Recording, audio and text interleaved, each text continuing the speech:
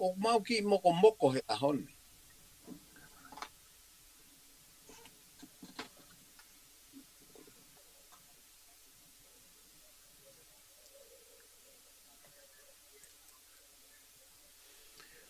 Ko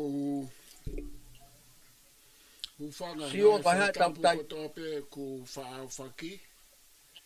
Kai ata ke whakahoko ai tau porokalama ki he whiawhini. Ai umesito au ai au iloa ko e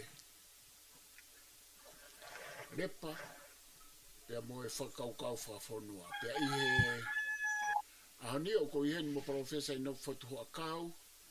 Le pehe ki a chou fifita me i tonga, me he loau i tonga, me mananga tonga. Ko ino ke pe me mananga sene, pa ko awen me mananga ken pelani.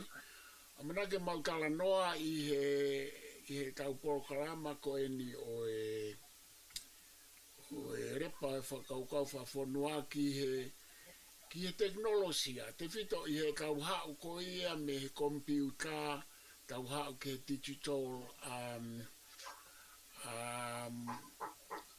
program pe tau hauen ki AI mo AGI pe te mau whai ha popo tā noa pe ki he tau whanonga ko i a mamani pe a pe he whoki o ku ia e ai ngā haue ki ai alo au ka kou whi mau pe ke mau popo tā noa ke a haongo ha whakangai whakaukau o mai pe a mea Professor Kai Whahena pe a pe he mea Joe me i tonga me he maananga tonga kai te utoi whaloloa te utoko atu e kai whahena ke kamata mai pe tau toki hoko hoko e pai pepe a ospeto ako maa chou mo tau popo tala noa i pe kai tak maro.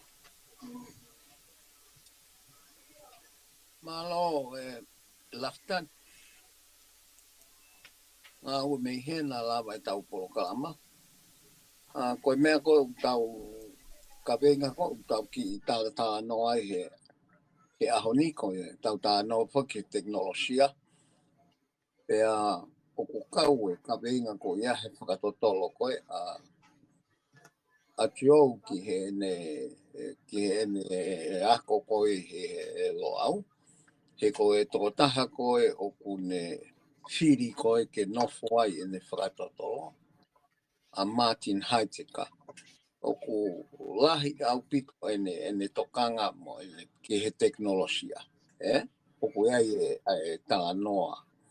Lelei au pito a Heidegger ki he teknolosia.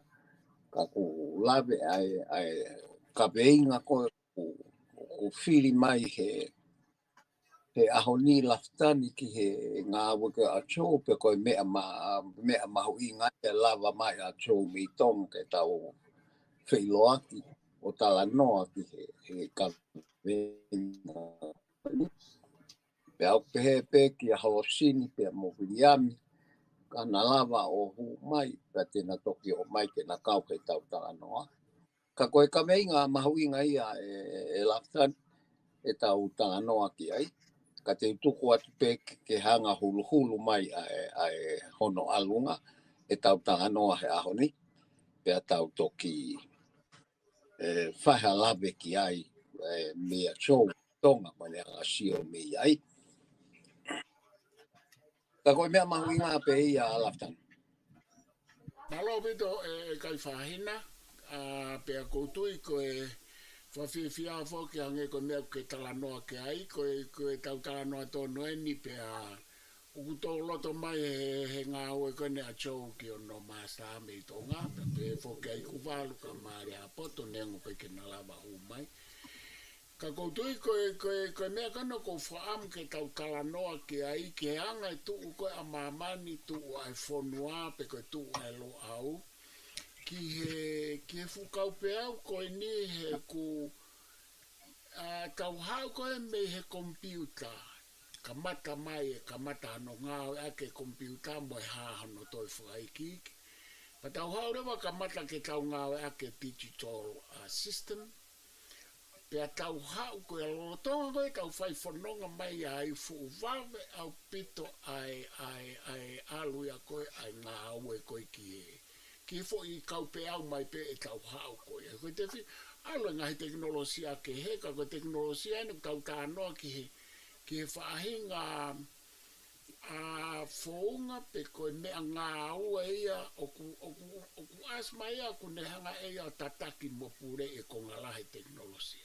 Pe tau hau le vai ke AI tau hau he chat GPT ka matamaha no ngā oe aki hau o hu mai AI pe aku tau alotuen me AI ki he AGI aia koe pehe foki koe AI ko whakakau ki ai ko pehe ko nehanga toko ni i tau tolu ko mea ngā ue aia hau pehe me whakakau koe teknolosia me mua pehe ko mea ngā ue pako tau foi alu kon me he AI en ki he AGI ki he Artificial General Intelligence o kutala maire vai kai mini he kai ke toi no foi ai foi whakakau koe toko ni i tau tolu ko mea ngā ue ka aluhake aene o tau iloka e aluhake a hoko ko hoto kau ngā whanonga. Nkai ke toi mea ngā au ka koe tama ko hoto teammate o nau ai whakau koe colleague koe AI agent. O kute ngā au e ke tama koe nipe iai o me aia i e tau lamei. O ku osilere koe whakatape kau tuku atu kai whafoke atu ka choke kua mau pito ai ko te peatu ko talanoa ko ai ki whakatotolo. Pe ko atu ke ne whamatala maha mea o kuoma au pito ange mea ete ne o mai he se kone fia iha mea e o mai e hatangata. Aia koe whakatata aia he tau hau koe ne he AI. Pe ko toi hau koe ki he AGI he tau ngau e ki ai. Ko whamapopo mai u whakatotolo lahi ena ke lava he tangata na tau whenga tau tolu e lau ka ke lau senturi ke lava o mai no utari. Ku hawe ne AGI a kune o mai eia no tari ko si nau lava e nau tolu ia o mai tari a u whakatotolo lahi. Te whito kau ki art for house me koe language. Lahi au pite whakatotolo e ke rea talo e tuku au mai mo e tau whainga mai mo no whenga ke whaka uhinga e ngahi rea motua. Pe mo ngahi formula hao e ngahi tā whakatata kupesi koe ke lava. O mono atu pehe tai mini ki AGI ka nauhanga na tolo o mai e tāri. Pa kos whahofong mo ngahi form koe mea ko o ku tau alu ki ai pa koe mea ea ko whemau ke tau talanoa ki ai he ku mawai ua mamane pehe he whahinga.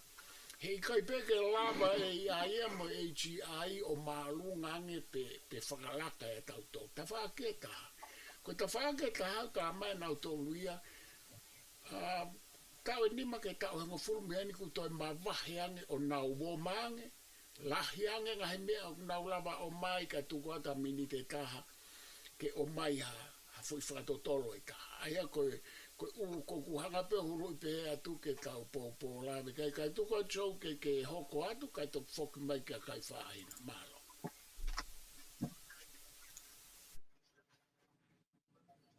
Yo. Malo pito leftadi pe ange ko fafata no ko ha me te lava o fafata no ai ko yanga pe epsio ma ilo pa ko ile ta mai ku fafata ngata pe. Talana kon ki artificial intelligence pe ko ngahi ata mai mahulu watu ka ku kai o tangata ku i varia ko ha na fai no fe ui ai he ngahi o tangata ki mo pe hangena e fai ga fatala no a inoke e tangata filosofa ilo a shamane ko ya ko Martin Heika na ne o si o ia ke anga unga mo sa te fola e fai fono e teknolosia na ia pe hange o ne ki mana wahe ta tata ko na whenga ke ai kakai ke nau mahi no ai kano kato o teknolosia ai o ku tuku au mai o tupulaki mai a hono au mai ki he tunga tau artificial AI ta koutu ko ngai wheu ke nai whai ko hono whawheu ia e Martin Heika o ku mahu inga ke tau foki o whai no siof whakalere ka lava ke tau toi mahi no i lere yang e teknolosia na e lava ke tau hange o tari, appreciate ai tokonu o mai, pa ke tau ilo pe ai taimi, mo e feitu ke tau ngāwe aki. E ko na iai pe tau sio he anga whakatano ai tangata filosofo ni, na iai pe hange une mana wasi, ki hatu unga i he kaha u e alu ai teknolosia ki hatu unga koe ki te la kakai o ngau a kono ngau e totonu, pe kono essence, ai na whaikane whekumi, kai alu hoko ha taimi, hange ko maalunga ngā ke ai pea te tau whakawhalala whau ki ai, pea malawa ke holowhai a e tau atamai ia mo e tau atamai whakauhinga mea. Mahalo ko ia pe lafitani ki kamata kai tuku atu. Mahalo. Mahalo video wa filosika e Joe. Ko ia io kai whahena, io ko nau sai ke asli le ke to tu le mai. Ka takai whahena o hoko atu. Io lafitani mo Joe ko tata no ke teknolosia ko e ki mea ko whawhatonga ye. Koe waa koe ki hono tuuaki koe o teknolosia pe koe marketing. Koe taimilahi e kusio ki ei ko nau lere mua ki nau tolu. He fo misi koe o teknolosia koe ia. Ke whakatau. Mono aonga mo e hawa. Ko nau lere mua nau tolu he malawa koe a teknolosia ke mau. E whakaukau. Koe mea pehe pe o kuhau koe he tau. Ngā ue koe ke he digital. Pe a kulahi ngai mea u te ke lava lere ia. He teknolosia koe ia. Ka pate mo sio i tonga. Ke wheto aki pe i mea e ko interneti koe ha o peisi koe i he teknolosia koe ia. O te ke lava ia o ki whakahamore more mai e ne ngā ue. O mare pe ko hu mai lewa ai AI, Artificial Intelligence. O kutoe a muange kau lere mua koe e kau marketing ia. O kai ke pehe ia o kutae asi ai aonga mea koe ni. Ka kia te au uia koe foi teknolosia koe ni. Ko hono whakahao ai pe o foi teknolosia koe ki mua na tau iai. Ke toe ai ke toe masi la ange o aue i. O kui kai ke pe ko ka pehe pe foki ia he tuuaki ku tau hiki mei he ki he. Ko foi teknolosia fo o. Ko ngā aue koe ai he usio ki ai. O nau toi ki whakamomo iki ange ai decision making. Mo tāna koe o whakamatala mo mea o tau ilo. Ko ngā ue o whai kohe, ngā chips mo mea koe ia. Ko tawhaaki pētaha o nau asi le rei mai e nau hono ki tawhaaki hao a koe o AI. Koe mahafu whakakautau. Lahi hono ngā ue aki i longa mai au pito ai ngahi mahafu lele. Pea koutoki sio ke ne ngā ue, koe alu koe ai computer pe koe titiso koe ke tuunga koe ia. I he iwi o chips mo hāfua. O nau hu koe o ui koe AI. O kuha au pito mai ia i he ngā ue ai ufonua e sia ki he production. He tau pehe laftan ko Korea. Nā nau o mai nau tolo e nau kā mo mea. Nā te keke a uia ka kuariti ke kompiti mo Toyota. Ko nahe kāsia mane. Tekia. Tau kone ua ku osi. Hawa kore ai mo nauka, pe to ha mo si ai na mo nauka. O fuate fito na ngawe na to he tunga ma ulunga kon kua o ke ai computer o hange ko AI. Pea o ku ha more au pito ai ngahi teknolosia. Koe ke tō iaha nau mea lere a nau tō lia tō fu palo pare ma pekepehe. Koe nau hau palo pare me nisi ni. Koe nau hau palo pare ma ikai. Koe haka koe ku nau potiusi he makatu unga fo teknolosia he hiki koe ai digital o alu koe ke artificial intelligence ke toi maasila ai teknolosia ai vivi ngā ue koe o fo teknolosia. Koe ke toi aha me aia koe o sehu ia ai quality o koloa o whaumai. Me ngai whonua koe. Aini o wheinga koe Amerika mo mea ke nau turi ake e kua ue ngai whonua ia koe ke ono ngā ue aki o teknolosia fo o ke nau industrial base. Pea kou si o tō iai mo whanau Afrika o tau tō lere mo nau tō he mea koe ni. Pea ko hai e tō mui, ko hai e mu o mua. O ku maha ko tau sio he taun. Ka koe mea pe o ku mahino mai. Kono ngā ue aki koe te mea kautau. Toi masi lange loket ngahi loketi. Toi o mangu. He kuia e ngahi loketi a whamahafu. O si ia unau tolu e ke mek hongo fulu. O nau speed. Pea koe whinga i koe ake ua toi lava. Ha mea malu o tau. Pea kua ue ki Iran. Kona wa una toke tuunga koia. I he maa o lunga pe koe Amerika. Koe tala noa e tō mo laftani. I he sekitoa o ku asi lahi mai ai. Ai fo i whakalaka koe. O ku laki asi mai ai mahaftau. Pe asi mai he whaakoloa tau te fito ke mea lere.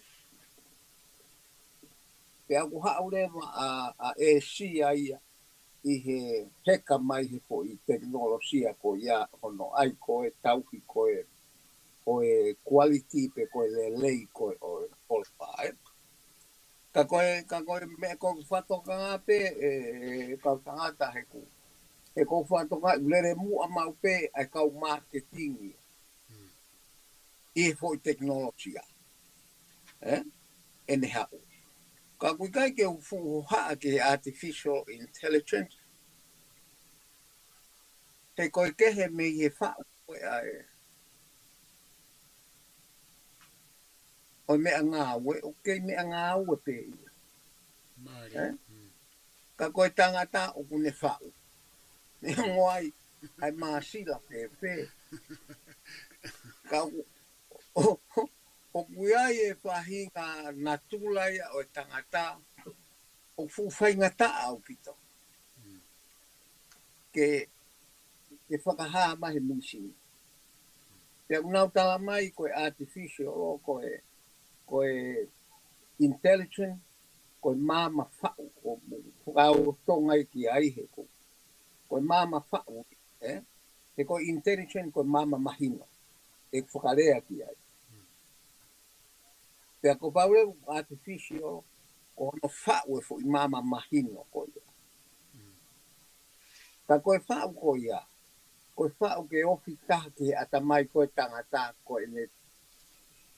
Koe whakaamui a teknolosia koe. Ke naua. Ka koe, ka koe hae ai konga te tau kei puke ai. E tau ulunganga wawanga. Ke tau toka ulunga ma upehe nisini. Koe ke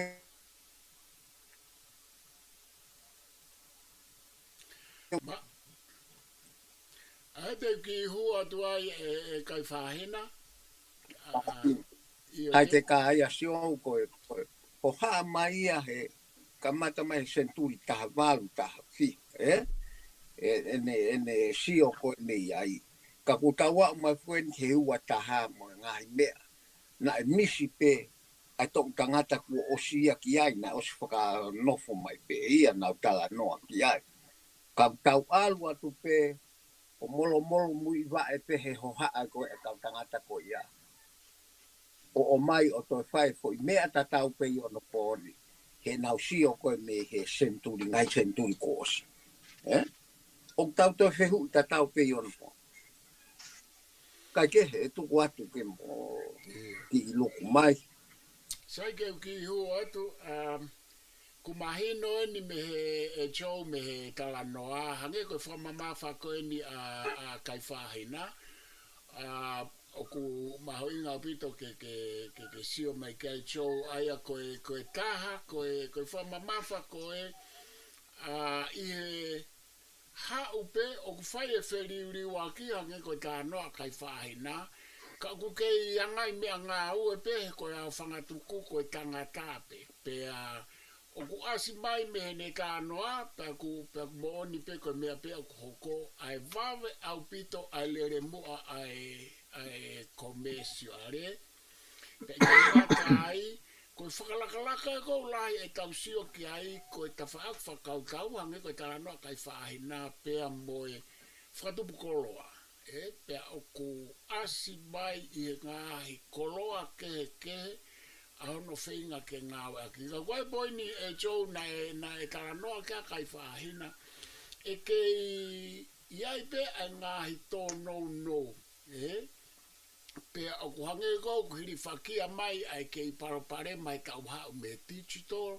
Hau ke ai. O koe pe ngai te i parapare mai o ku asi hake o te ke lava.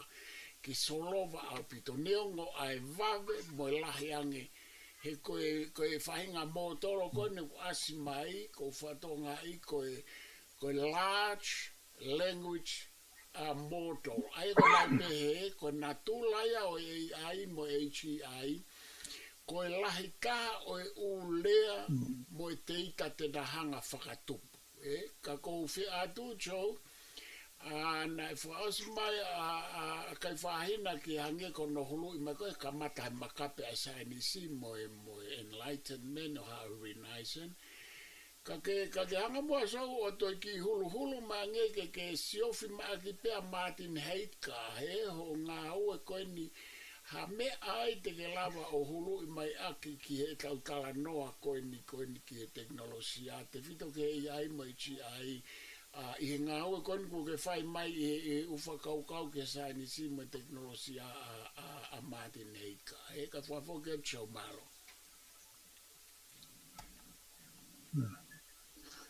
Malo a pito e laftani ko tui ko tai anga hi mea mahu inga. Pena ki tō kai mai whakamamafa e tangata ki filosofa koni ko Martin Heidka. I he nāne whai a whehe ui angai ko lau kone question a teknolosia.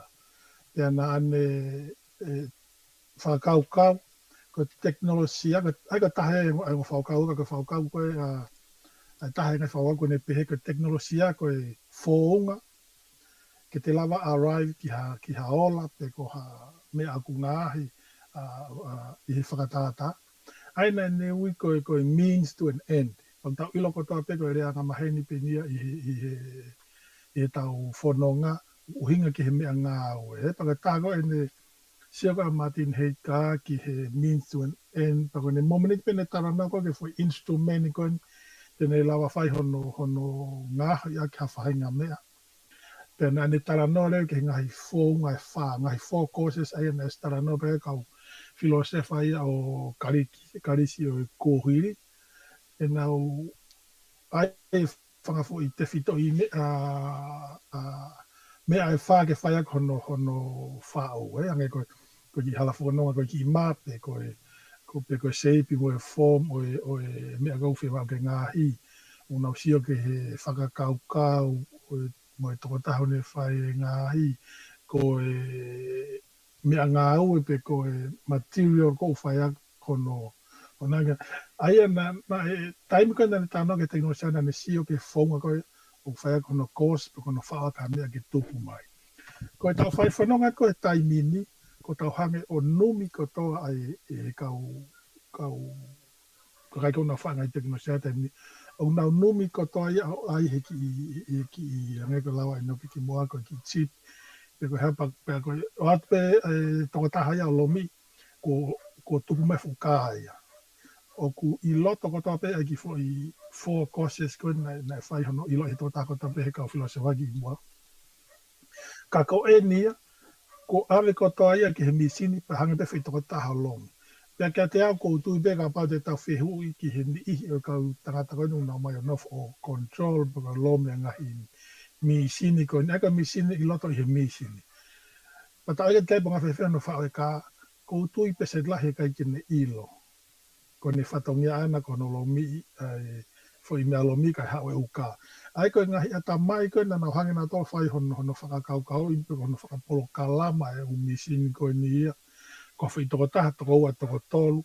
Taka toenga ni ka kai ko na tō ngā ue whai hono ngahi o ngahi tapepe ko mea tāu pe koe mea lere.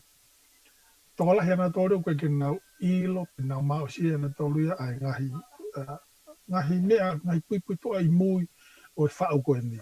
Ka I tau tala noa koe ke taimi o matin hekana nau ilo, na nau ngake foi 4 courses koe ni ke nau hanga whai aki hono whao pe koe nau means ke nau arrive he end, ai na nenga tala whatara ke ngahi koe ki I ipu siri wa whai anga inu waini. Aia ke te au koe tui, koe tau tala noa koe ki he, ko tau ngā unu me he whakakaukau, whakateknolosia mo ngā au mo whao mea e kakai o kautangata iloa kohiri. Ki he whaunga ko whae taimini I AI, pe koe teknolosia o te maalunga nge. Ka he tain tatau tau ilo pe hange koe whakalawalawa inoke. Koe ata mai pe o tangata. Aki tau tolu tau makehai me toenga ngai misi ni pa mo to he whainga mea mouyang. O tau ia tau ata mai ku rational ke tau la whaukai pa tau whukututu pa tau whauhamea. Ka aguni hangi he whaunga koe teknolosia he hanga usio, ka whatatau ke sio pahalo ka pa na e whakiki te ipe e matirika. E ai e tu taini, e kai ke tau te whunga a tau ata mai ki he tau whakakaukau ke tau whututu ngā we. Nea ngā nao te konga lahi he taimi ne huma ka laku taimi oi. Kai ke tau te lawa e whika whakatama I whika nima. Tau lomi pegi mea ka laku reita paha koini. To alu ke to e sisi iange e tau ngāwe. Pea e malao rewa taimi lahi ke tau la whehu ia e accuracy o ngāwe koe ni. Pe koe umea ngāwe koe ni au ke mea tau. Pea hange ko lau e whunga onu. Me he ngahi taimi ko ki moange o a mai ki he tunga uto iai te mini I he teknolosia ka maha AI. Mahalo apito Laftani. Mahalo apito wafilosika noke koe tala noa maho inga ene o ku tānaki mai e wafilosika I hono hulu I mai ai whekau aki ai ata mai mo ngahi courses koia e wha koe tala noa ke Aristotelo ku alu e nia ke toi whi au pito kia ki kautolu me he ngā ue koe ni ai hao koe nei teknolosia. Ka kou whia atu kai whahina ke hanga mua toi ki tānaki mai pe koe ki whakaloloto I mai na ke tala noa ni nei he wawanga mo I whakakaukau pe au ku iai whoke ai ko ngā lahi tau ngā ue mo ngā ue. O ku peheni ai tala noa koe ni I he tau alu mo AI mo HEI. O ku ai whahinga nau pehe. E kaulere angen ke tokoni ki he tau whakaukau mo e tau wawanga he kuhanga he AI mo HEI o toi whalolo toi ai whatotolo. Hange ko glave nei ki ai umea ia. Koe ke tau lava alu ki ai aki pio tau ata mai. Hange pio koe tau ngā ake mai ko ai haka mea whaita koe ki he tausio ka whanki mea iki pehe o ku tau wau ki ai koe mea whaita pe koe tau mea whaita ke tausio ai ki he telescope ki he wawa Aia ko kukui ngā ko mea ngā aue, ne hanga hokoi, ki tau alu o ilo ngai o mea he ba. Ka koe mea koe ko uwhia omi ki aike ki hanga mua o hului mai, ka hange koe ngofoi lau koe a pehe ne toko ni, ka pehe rewe ta whake taha, hange koe mea koe o mai e wafilosika. E alu atu o ikai ke tau toi hange koe kala noa Martin Heidka. E pia mui kau filosefa lahi, e kai ke tau toi fuulava o vavanga ki whainga loloto. Koe na e hau mai. Wakai kou tau o spola pare ma pehe tau foi hau he ono pōni ai holo ai whakau kau mai vavanga. Ka koe neu tara mai e toko ni tau tolu mo whaloloto na tolu e teknolosia. Koe foi lau fuke ka koe mea kona ke kamata tānoa mai kai whahina na uke pehe e whewhe rewa a e tau vavanga mo e whakau kau. Oku hange koe oku tau o si ilo koe ai mo ne uesi ana e fwoi ta wha. Kai tuku atu malo. Io laftani koe hoa a koe huu koe ai teknolosia he taimini e pure i pehe toko si, Maari. Ilo lele i pe toko si, pe nau pure i hono ngā ue aki. Pea koe ne alu ko ia koe tau noa koe o pehe koe te mokalaki, koe totonu, koe hāp. Whakaofa ia. Koe mea rewa e hoko ia koe konga ia koe whakaofa e tangata. Te eku alu ko hono koe le sistemi whaunga whakapolitika re, he kaito iaha mea ia aunga koe lau pe. Ka wikai ke iaha mea pehe. Aini ko nau tau osi sio mata peki ai, i he osi ko e COVID. Osi atu koe COVID ia, he ka hau e ai a loi. O whai ha fo i loi. Asi, he kai ke i loi a pe ko e loi pe kai, o ku whai atu e loi ia saske. Pe ka hau ia o promote, ku nau mau e nau tolu ia ai founga, e whai ngofua hono pure i hame. O a uki ha tau society e ririu e ai mea. He kai ko ne ririu pe teknolosia ade. Ko pau ke ririu fo i society e mono whau. Pe koe mea ia koe o teke ke whai ke hatala noa. Koe tau alu koe ni ke teknolosia koe. Anga whewhe rewa ai whaunga koe o ngai whonua. He koe mea koe taimi ko wai ha kakai ha fu mahaloku pehe. He kuosi loa e takai maha to kongo fulu e taimi. O kulahi ange nau paanga na toi paanga ngai whonua lahi. Ka koe fo i toko taha pe ia. Pe hange koe ni, ko tau to whanga ai he tauni. Koe whonua koe ko Amerika. Mo fuoloa e ku tanga noa kai ko whonua whakaputa ama ki tahe ki mahamani he anga. He kohono uhinga.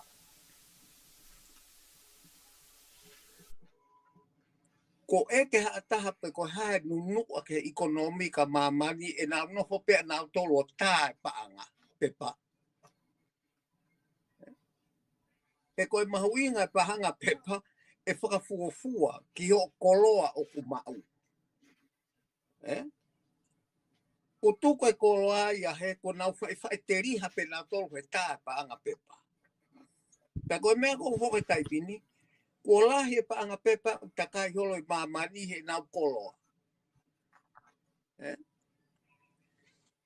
Pea koe tahiwa whitu ngofulu, e kei whakamato ato ekonomika koe e kakai ko ia, na nau aha holokia e veriu e nau paanga ki he senite ni manoa.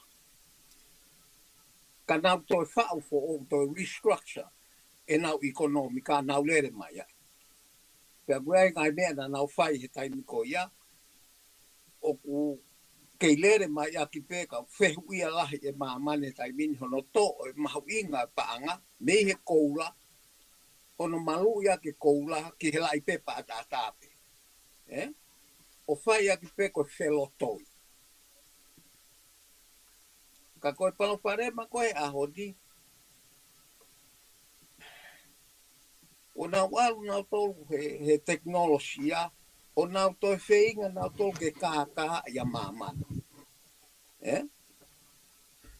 E kai ke nā uhanga nā tolu whai fo i mea koe. Wheinga rewa nā tolu ke nā loi o tuku aki e whanua koto ape ke nā tolu lalo. Mei taue di manoa e nā whakamore ke nā upaanga koe tau ata. Ko ki kaka si ai nā ia he tau koe ne ua fulu ko osi. A ngā ia ne paanga ko no langa hana whanua. Pea osi koe ai whanua ko kai nau toi mālohi a tau pa nau tā mairiwa nau tō. Sio ko mō kākā koe mau tūtā maki ko mō kākā. Ko me e hoko he taibini. Pea ofa nge pe he ku o mai e mea koe ni koe Bitcoin. Koe ho haa koe kakai ki ai, he koe hoi whao pe ia he ea atape o koe ke makatuunga ia hakoloa. Pea koe iwia koe o teknolosia. He po iha ka koe whao koe ia koe tangata mahalo me isia pani o nau kei na nau whao e foi teknolosia koe ia. Ka ku alua māmia o mai he teknolosia ke toi mālofu iange a iwi o ngā aue o kui he kakai he taimini ko speculative. Koe nau speculative. Ko tā mai pe mooni tā mai pe mooni. O kai ko ngā ue koe a Martin hei te kake moha ki ai. O ku tatau toki pe ia i he kuonga mai koe ni ko si mālolo. Mo ngā ue a tangata koe ko Firebrand ono pehu i a saia nisi. Pampere mai tam. Ko whakatu tā make saia nisi ko nau motu atu na tō mawahe me society. Pea unau whai te riha pēnā tō whanau loi. Te nau ke ilawa pēnā tōlo tā mai ke society o koe ke ilo ke nau mea whai koe moon. Koe whakatā pē e o tangata, nā tau o mai ko no, teke tau sio ke atomi. O osi o mai kakai a koe nau whatotolo ke ai no i misi koe whakafuofua pē, koe me ai. Tato i o mai tato e ahau ne o sio ki ai, mā lohi an koe mea ata. O sio ki ai. Oku mei tonu me, ai ngā ue. Ka kui kai koe mo o ni ia. Koe taibi kou ta wa sio ki ai o kehi. Ka o mai e teknolosia, ke toi atalere iang e tau ka koe mea ko wirifia ke ai si ua ke tau mauha whakafuofua pe e hanga e teknolosia furi a society koe hahano fōtunga ke kahau. O society tanga. Nā tau o si hau e Industrial Revolution, o ku kehe, hono furi hia he teknolosia koe taso. Pea tau wau mai enu ke fo i mga whā koe. Koe haharewa fōtunga society, he dos mahinoi. Ko ngā ue ake e aia ke lohu ia ki. Waweange lohi, ko taimi kona ke lohi pe ko whonua pe to tau e wanoa pe to iau e whonua taha. Ko taimi nia ko lohi pe heu lau se koni pene mo vete koe i he ngai whonua. Aini o ku hau ai koe koe parapare ma fake news, pe koe ke tau to iro pe ko fake news o moni, mo fake news ko lohi. Koe mea whokea kau ki hua atu e kai whahena koe foi waa ua whokea ku hawa i koe tau hawa e taimini. A pa ko whaamo e wawhilosika ke hu mai ai ho sio mai me ta whaake a sainisi pia mo e filosofi pe te whito ki o ngā ue ka Martin Heika Moha tois ki wakai mai Joe ki me sio mai me matsoata o lotu ke tau tano ko ni e ku kauia e me au ngawe ai sio ki e tawhaako o lotu ka koe mea koe maari e hange koe tala noa kai whahina he kua taua koe tala mai he ka whaaki koe o whakalaka AI mo AGI koe mo oni mo toto nueni o kuna uhanga whao mai he uteita hao me AI tonu ange ia pa mo oni ange ia i he u whakafuafua whakaata mai koe mea koe hange o kuki mai wawanga e tangata te whakatata na rere mai ai polkalama ki he weather tala mai he kau ngā ue koe o kau whato tolo ko ia koe nau ngā ue koe ki he weather pe koe hae whahinga ta whaake o a takai moe ea o kulahi tonu ange ai whakafuafua ia ai he taimini ki he nau whakafuafua koe nau tolu tau pehe hau koe i he anga maheni na tau hau ai ka koe mea koe ko whi atu hange koe tala noa koe a kai whahina o ko no mo ni hange ku o mai kai whahina o whakatou o ku hau au vita mo o ni ka pati tau ai fo i ka noa koe na kau saini si ke weta o ku nau pehe o ku mo o ni ange pe tonu pe accurate ange ia i he tau whafofo ka koe hange koe tala noa kai whahina o ku toi whakairi whia no toi tuku mai koe e aia ha mea pia moe hange koe ngai fake news pa ku toi hau pe whoke e aia whamafola ongo o mai pe tamai tangutu ka koe koe ai aku malawa ke ne ome mea mo oni toi malawa pe ke ne ome e ia mea o kuloi koe vave au pito hange koe ka anua kai whaina he ne mo vete ka kou whietu koe tia e wafilosika ke ki tahana ki mai pe ai mo ke hul mai i ene whekau aki koe fo i tānoa koe ni tau tānoa. Pe ko ha mea peu ke sio mea ki ho tānoa he kuna e tānoa makai whahina ke hu mai sa nisi. O fu alu au pito nau tōrua aini kataki whakataha mo e ai. Ma tui fok na tānoa pia Martin Heit kai ki ai ka pau ene tānoa koe ke sa nisi ene alu whakataha mo e teknolosia. Pena ne pehe ka pahe kai ke tau nofo.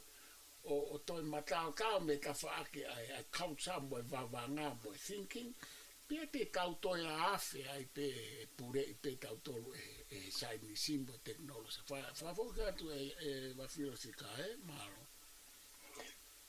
Io malo pito laftan ko taha e ngahi mea koe hange ko lau na ngā ue mā li pe mo mā opo i he ngā ue mo sia kona whai Martin Heidka.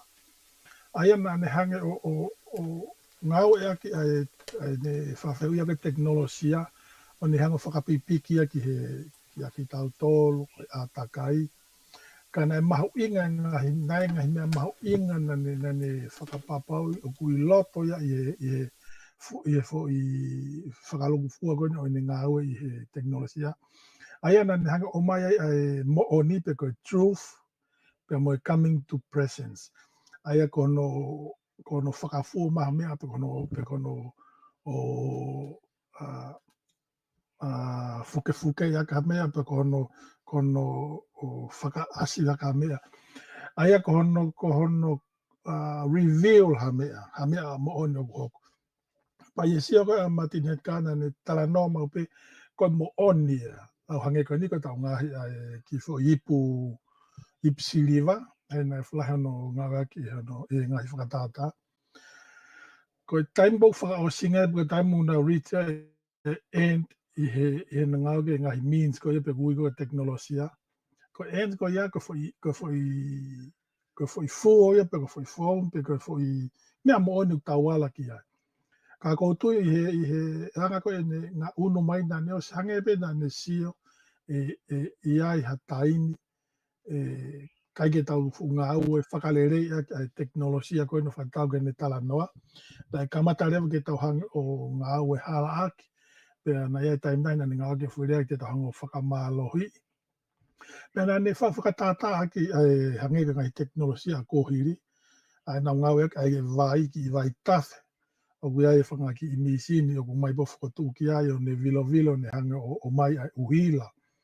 Na kai ke ha wesia e taha ia o whanki misinga na e whakatupe ko whakafo i hanga whakafo i tapiri papa.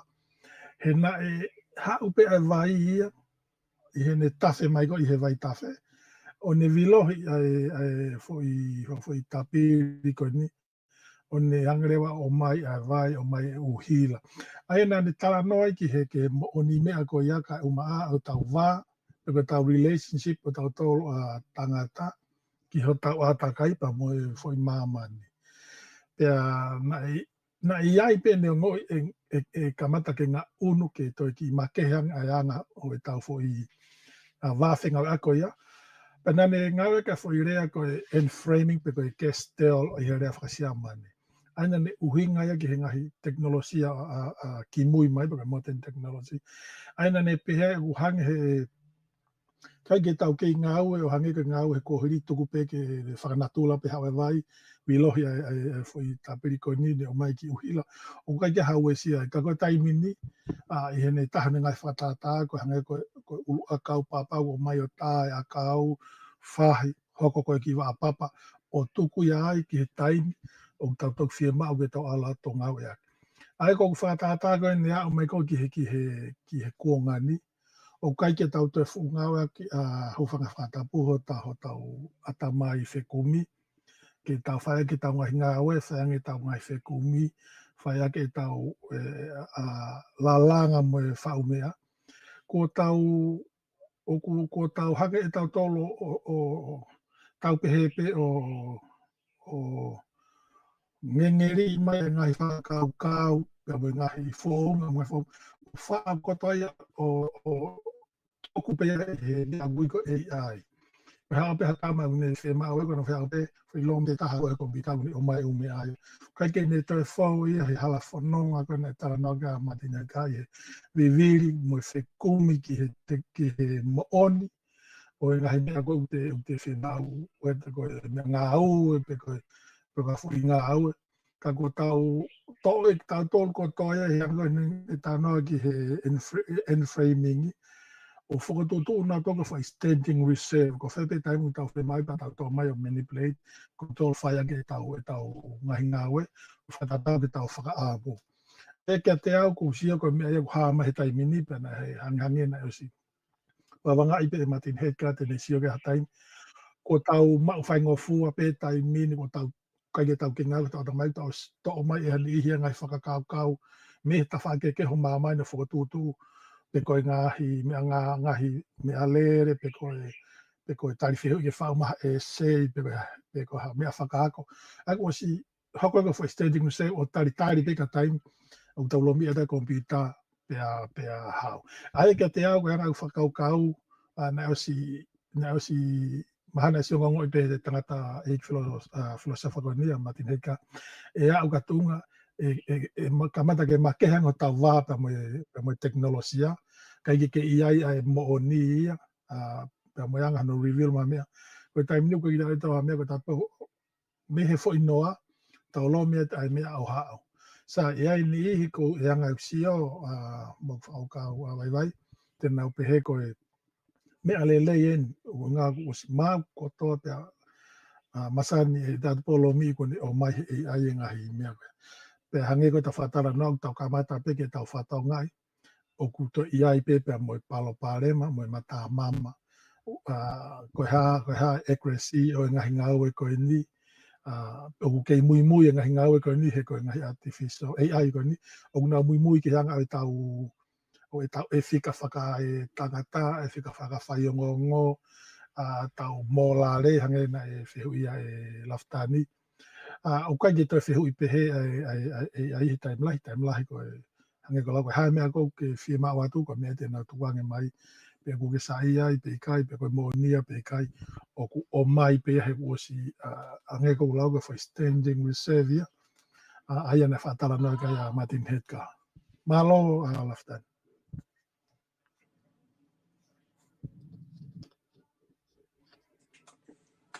Ko mea ko ki ho ha ki ai o tangata o ko mea ko ki he tau ilo mo tau ke i o si mahino ai ngā ue ai ki ai e laftan.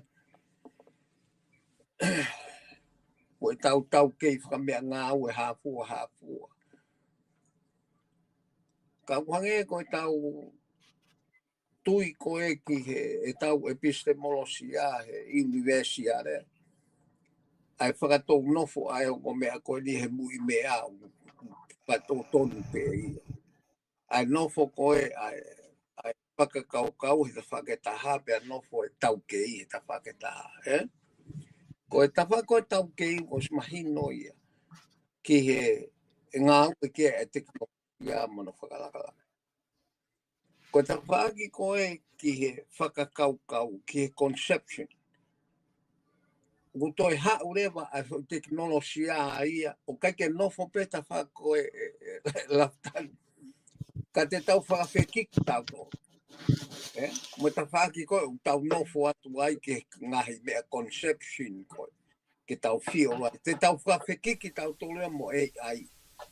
Koe harewa ai iwi, lofi, ai ngā ue, mea ngā ue koe ni ki he atamai e tangatahe de momosi, ngai whamatala ko whakahuki ai. Koe mea ki tau tō sio whakalere ki ai ki he kahau. He lava pe hange koe kulau. Ko ki whehua atu e kai whahina kātaka. Na eke u whehui atu ai ke o mai ai tau theory koe o ke ngā ue kai ai universalisi a mingange ke hulu i aki. Ka koe neo ku ke talanoa mai koe kia, pa ko ki hua atu o ku peheke ke hoko atu pe. Aia koe whai whakarea koni ku ke hanga whakarea mai, o ku ke pehe koe AI mo AGI na nofo nau he tawha ake tau kei, ko tau tolu he wawanga, ko ia he.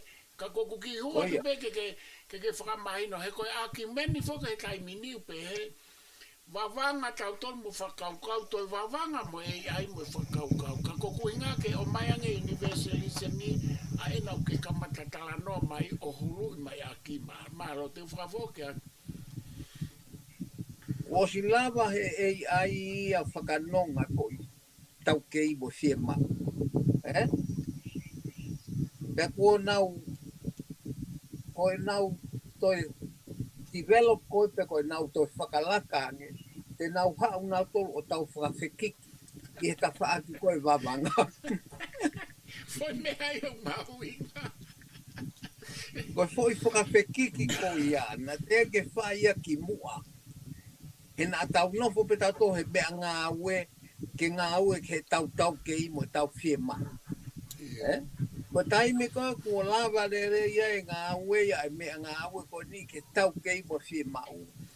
Ku nau tō si o mai nau tō ke tatau. Koe kau ki hua atu e kai whaina. Koe mea ia ko nau talamai ai, ku ngā unu ia me he AI, me he mea ngā ue, o hoko ko tau teammate, koe agent, koe colleague, koe ulea ko ngā, koe ngā he ku hange ko whamatala, ku nau pehe nau tau o ku hau ia me he tau kei, o whakawhekiki pe koe hau ia o tau lere whakataha he wawanga mo whakaukau. Whakawoke atu. Io he kuiai nau whahinga mahino whakamisini a nau tō. Mana tui koe misini koe ne kai lava ngā aue ka o ko wha, mea koe chips. Ki se keti uhila. O toi momoi ki anu. Tau nau kei whakate whito pe nau tō wai. Pe koe ai lahi lava, ai whakamatala lava whao ki ai. Ka oku, te nau hau nau tō, koe mea koe he taipini ia. Koe nau unu mai nau tō ke te whaaki koe nā tau nofo ai. O tau toi whakawhekiki. Nau hau nau tō he nau māma whakamisini. Alua tau tō he tau māma intelligent whakanatula. Pea te tau, koe mea koe iku ki ai, koe nau sio pe nau tō lua ka taha o ko ki whaingataa mo poto ange a nau tō ku nau tante e nau. Koe mea te tau wau ki ai. He koe Centurion e whihia. Alu e tau ngā au e tau tōru he māma whakateknolosia o misini. Ke mā o lunga. kai whahi fo tangata ia ono mama whakaukau ke alukilalo. Pe koe mea u tau lotonga tu ua he aho ni, pe koe mea u whakaukau ai mi sini ia u nau sa iange nau tolu ia tau tolu. E ko pau ke nau mai nau tolu ia, e koe ngai tisisi nia te nau kalkirete pe nau tolu lau se kon. E tuku mega tau tolu te tau kio hito ki nofora tolu lau aho. Kau foke atu ai e kai whahina ki he poini ko iana e huma ai e wafilosika ko ngahe na ke whinga ke whahuma ia a Martin Heidkane nai kata.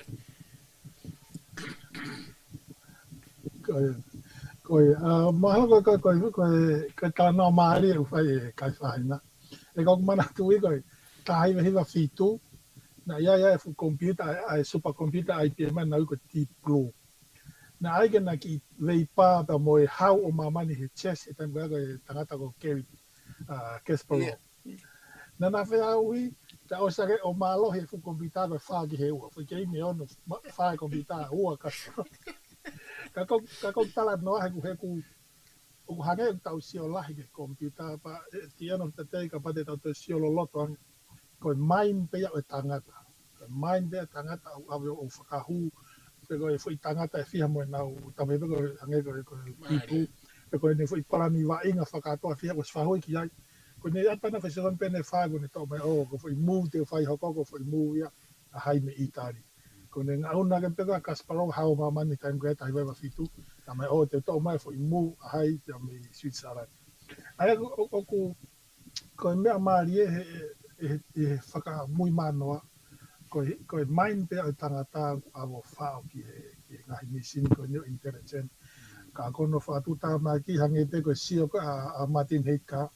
O kai ke tau lawa aiho tau relationship pe mga teknolosia o nau tolu koe ki mea ngā ue ke tau arrive ke fo en koe. Ka ukai ke hako ka me ke hau ia whekau i tau tolu. O hange koe tau sio koe taimini i AI. Kon ai ta whaimea ta mai alu ki he ko whai mohoni ku iai. Ko mafuri ai anga e relationship o hange ko whamatala ai takana ko taki nau tolu ia. Weta ko e komesiare me tekno ta mo e panga ta mui mui devo kia e turi mui e teknolosia. Ka koutu ko sia ka Martin Heidka ko sia o ku spot on apito ai anga ene whakamamahalo. Ka hange ko tau tana taimini ko fuu lahi e tau whawhalala ki ai, kana osko ia ka teknolosia i he kamata mai ko whai mode pea, ke ta arrive ki a whai end, ma ko whai result i he ta whututu. Pe kona reveal mai, ka koe rea mahaunga kena ngawa ke Martin Heidka ke reveal ai truth, ai whai mo on. Ka koe taimini tau ilo pe ko AI, o ku kaigahane e whika ana kene piki ka mo on, te was whatokanga mai rume kai tōlahi ki angan ngake ai, tau tapo cheki pehe ki au ben iho kuki i. Hangi o kai te whenā pasi. Mahalo, Laftani. Mahalo, kai whahina koutu i mahalo ko o ngā tangata tata alo mai e tau kai nika kou whaambe kai whahina ke o mai hawa whangatuku pe te tau toi hoko atu pe a fwoi tau piki pe teknolosia e ka hau. I e tau lepa o e whakaukau whawhonua. Kai mo tai be mo foi vilo fraos mai e kai whahina hao to e hulu i mai mo mai hao whangatuku pa te o anka choke ne tā nak mai mo ia pa te tau whai aki a malo. Ko mea peo ko tokanga ki ai si oa Laftani koe. Ko ki ta whaki koe ni tau. Ulahi ko ngā aue ki ai i he losika. O mea e risi nai ai Aristotelo koe. Koe ngahi tala noa, vai anga o tala noa e tangata he ta ue wafe ko osi. Koe foi risi koe ia. Kei ngā aue peo au ke ahoni, o koe ke ha whakalaka ia. Toi ko viange tala noa e tangata he ahoni. I he tau i wafe ko osi. He hoha e filosofa koe ni ke anga e tau tala no. Koe uhinga koe common discourse. Ko mea ia o tau toi o mai ai ko ne losika. Ko uhinga pe ko losika pe taha ko feinga ke whakalere e anga e tala noa e kakai. Ai? A society. He koe tau me uawhi honori a. Pea tau toki ala mai ki ai. Pea koe he tau ala mai koe ki ai he tai nini. Po alu rewa ai interesia i he rea. O alu ai koe no huu ia. O kui ai pe ngahi rea ia ai artificial intelligence. Mo kompita. O kui pe hono u language on. Te tau hao wai ai whakamata. O ku ka ko ku hoha a o ku whakalakalaka e tau wako a tau tolu te teknolosia. Kai hange o tō lalo e tau wako a tau tolu wako e tau tolu e tau tolu. Ke tau lava whawheka ke mo tu unga koe o teknolosia. Alo e teknolosia e ki o lunga pa mo pe ia. He koe anga e tau ngā oe. Ka tau whahi pa tau tō ki lau. Ko tau lau pe tau tōru ia e loi mo veve ko mo on pa mo ua ho tau tai ni he tala no koe ke toha veve he tau tā no. Ka koe ua koe e whatoka ngā e teo toi sio ange. Koe hare vai ue sia he teknolosia he le tuu koe ni. Ai whaunga society ko unoko ai tangata. O si mahino nia ko tala no te mokalati ulo ia. Koe kaha mea pehe ia he ia. Ko honu livio na ia ke tataki ai tangata o tui ke ha mo oni o kufu to atu. Pe koe osi ko ia pa to hau pa to tawal ko a hake ta wilo ko lo. Tau no fa tato ilo e foi lo ko ia. O to hau foi lo ia ta funga foi lo ko ia o ta to lere. O te ke tau ilo ta to lue ko lo. Ka te tau ilo ta to lue ta to pe ua me hen ko lo. Ko osi e tau wake mai me foi lo ia ta. Tau hau ke foi ka kuhanga he teknolosia ai o whakawawei pa kui kai tau lava o whukakato e tau alu koe ke fo iwawe ko ia. Ke ku tau mamari e tau wanga tau whakaukau me tau wawanga. Ko mea pepo ki hoha atu e so ka ke whakakau atu o me aho sio ange ki he tapa atu ko ia. Kai toi maari e ange. Ka pau te ke sio pe koe ko case study o tau ki i whonua. O tau ki whonua ka pau nā ku ua sia. Mahalo ku ua sia he titi tō lo. Ata mai e kakai. Ku iei e tai meni u te apikita o sio pe ku iei ko haki whakaukau. Ata mai pe kai.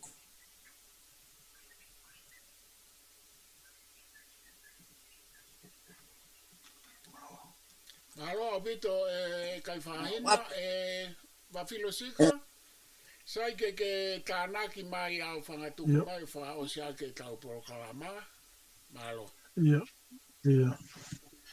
Malo apito Rafutani, malo apito kai whahina. Ko tui koe hangepe koe lau te utala noa pe meheanga o matasi ata o mati haita. Koe tāhinga himea na aniango whakamalo hina emphasize ai mahu i ngā whau ke tau whewhehu ia koe haa koe teknolosia. Koe ene te whakatala noa tala mai koe taim teke ilo teknolosia, taim teke tala noa ke essence o teknolosia. Pea i he tau whekungu ke tau te mahino o yang, me tau whewhehu i ke tau mahino yang e teknolosia. Tala mai rewa e matene heika ke tau malawa rewa ke tau mahino i ai impact te koe uesia sai pe koe uesia kovi. Ai teknolosia i ho tau mo ui, ka marinas, tala mai pe he te ka, ke tau hango o whewhehu ia, ke tau ilo ka ha ai teknolosia, pe ka essence of technology. Panane toi, o mai pe ene ki whakakaukau moni tau mai ke tau, koe taimu e ka haka whai whakawhewhehu ia, te tau mā kape rewa, o lunga, i he whakangata koe, o teknolosia. hangi ko tau tau kai ko ko mea ko tapu mai teknolosia ko hangi teknolosia o tua ho whakatapu. Na i he tawa mai ko Martin Heidka i se nduri wanoa ko inga ko tau whai ko tau whehu ia te tau lawa lewa ke tau manga atu me he whakangata o mai i he tau kauan o modern teknolosia. Aia ko tui pe te whakakato mai a kai pe ai tau taranoa koe ki he free will, ai koe tahe me ngai whehu ia laha i he tatau pe sainisi pa mo lotu pe koe faith, mo reason, mo faith and science. Aia koe tanoa ke free will koe tanoa maari e. Ka ko ilo koe ka venga ki hato i taranga hau. Ka une o mai i hen ai tara mai ke tau uia tau tolu ai tō tonu pea mo whiri tau ataina ke tau whakakau kau. O te tau, o koe mea le rei e teknolosia, mea le rei AI, o ka pau te tau ngau e le rei aki, o ka pau te tau maintain ho tau wāwhenga aki ki he wā koe ia, koe tau whekumi ki ha ngata anga pe ha end, te tau wāia ki rewa teknolosia koe means ke tau arrive ends, ka koe mea maha ke tau mui ki he truth, ki he reveal mai, a foi mo one ko e mau ke tau whikumi. Ka pago tui mahalo ko tahaya ki i guideline e tō koni ki anga e tau whanonga.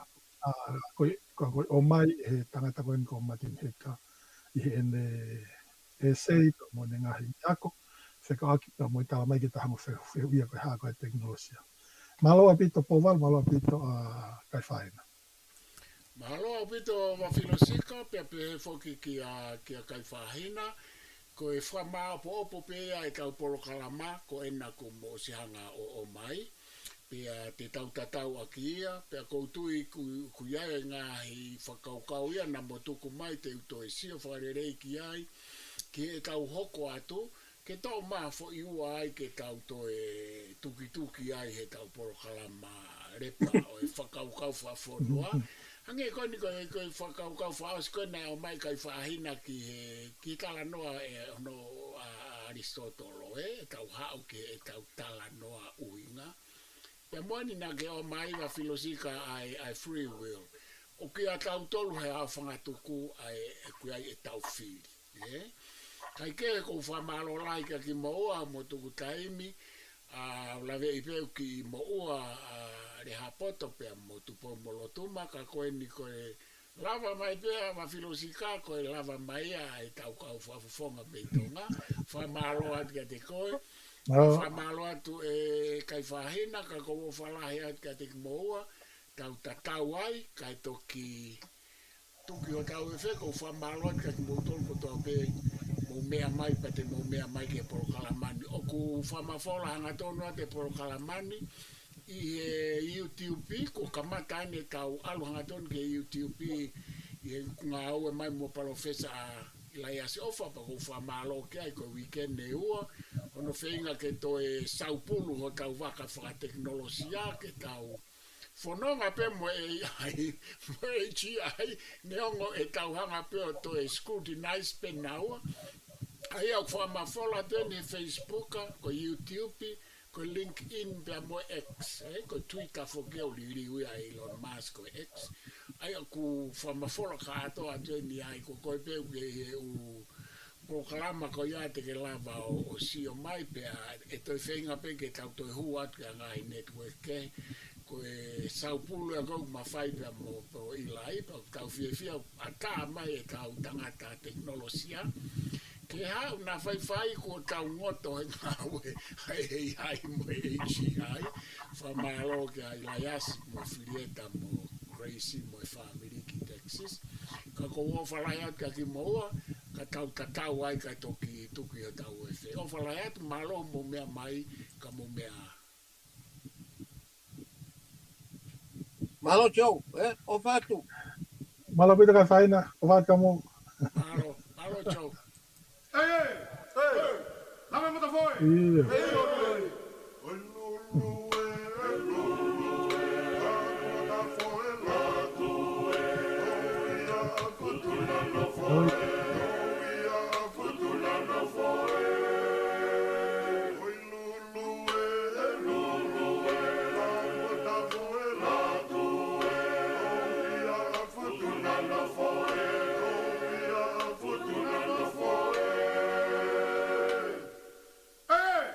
Hey!